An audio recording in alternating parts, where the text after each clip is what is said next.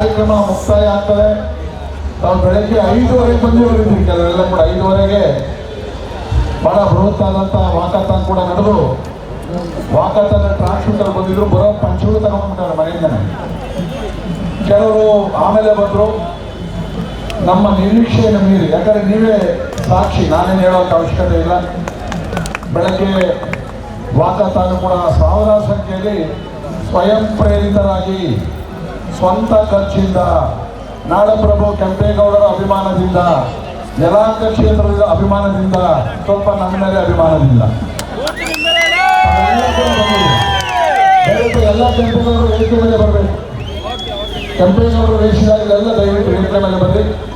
ಈಗ ಈ ಕಾರ್ಯಕ್ರಮ ಯಶಸ್ವಿ ಆಗಬೇಕಾದ್ರೆ ಅನೇಕ ಸಂಘ ಸಂಸ್ಥೆಗಳು, ಜಾತಿಯ ಸಂಘಟನೆಗಳು, ಅಧಿಕಾರಿಗಳು ಎಲ್ಲರೂ ಕೂಡ ನಮಗೆ ಸಹಕಾರವನ್ನು ಕೊಟ್ಟಿದ್ದಾರೆ. ಅವ್ರಿಗೆಲ್ಲರಿಗೂ ಒಂದು ಸಣ್ಣ ಸನ್ಮಾನ ಮಾಡೋದು, ಅಂದರೆ ಕೆಂಪೇಗೌಡರ ಪ್ರತಿಮೆಯನ್ನು ಕೊಟ್ಟು ನಿಮ್ಮ ಎದುರುಗಡೆ ಒಂದು ಸನ್ಮಾನ ಮಾಡ್ತೀವಿ. ಅದಾದ್ಮೇಲೆ ಕಾರ್ಯಕ್ರಮ ಮುಕ್ತಾಯ ಆಗ್ತದೆ. ಯಾವ ಜನ್ಮದ ಋಣಾನುಬಂಧನ ಗೊತ್ತಿಲ್ಲ, ಶಾಸಕನಾಗಿದ್ದೀರಿ, ಪಕ್ಷಾತೀತವಾಗಿ ಜನ ಪ್ರೀತಿಸ್ತಾರೆ, ಬರ್ತಾರೆ. ಇವತ್ತು ಮೆರವಣಿಗೆ ಒಂದು ಅರ್ಧ ಮುಕ್ಕಾಲು ಗಂಟೆ ಲೇಟ್ ಆಯಿತು. ನಮ್ಮದು ಸನ್ಮಾನ್ಯ ಮುಖ್ಯಮಂತ್ರಿಗಳು ಹೋಗೋವರೆಗೂ ಕೂಡ ನಾವು ಹೋಗಬಾರ್ದು ಅಂತೇಳಿ ಕೂತಿದ್ವಿ. ಭಾಳ ಜನ ಯಲಹಂಕದವರೆಲ್ಲ ಕೂಡ ಅಲ್ಲಿಂದ ಹಾಗೆ ತಿಳಿದ್ರು. ಬೆಳಗ್ಗೆ ಮೆರವಣಿಗೆ ಯಾಕಿತ್ತು ಅಂತೇಳಿ ಗೊತ್ತಿರ್ಬೋದು. ನಮ್ಮ ನಿರೀಕ್ಷೆಯನ್ನು ಮೀರಿ ನಾವೇನೊಂದು 7-8 ಸಾವಿರ ಅಂದ್ಕೊಂಡಿದ್ವಿ, 10,000-10,000ವರೆಗೂ ಜನ ಎಲ್ಲ ಭಾಗವಹಿಸಿದ್ದಾರೆ. ಅವ್ರಿಗೆಲ್ಲರೂ ಕೂಡ ನಮ್ಮ ತಾಲೂಕು ಆಡಳಿತ ಮಂಡಳಿಯಿಂದ ವೈಯಕ್ತಿಕವಾಗಿ ಅವ್ರಿಗೆಲ್ಲ ಕೂಡ ಅಭಿನಂದನೆಗಳನ್ನು ಸಲ್ಲಿಸ್ತೀನಿ. ಈಗ ಒಬ್ಬೊಬ್ಬರ ಸಂಘಟನೆ ಅವ್ರು ಕರಿತೀನಿ, ದಯವಿಟ್ಟು ಅವ್ರು ಬಂದು.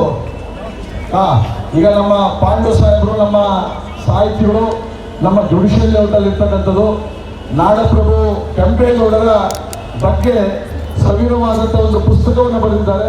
ಇಷ್ಟು ಸಾವಿರಾರು ಸಂಖ್ಯೆಯ ಅಭಿಮಾನಿಗಳ ಎದುರುಗಡೆ ಆ ಪುಸ್ತಕವನ್ನ ಬಿಡುಗಡೆ ಮಾಡ್ತಾ ಇದ್ದೀವಿ.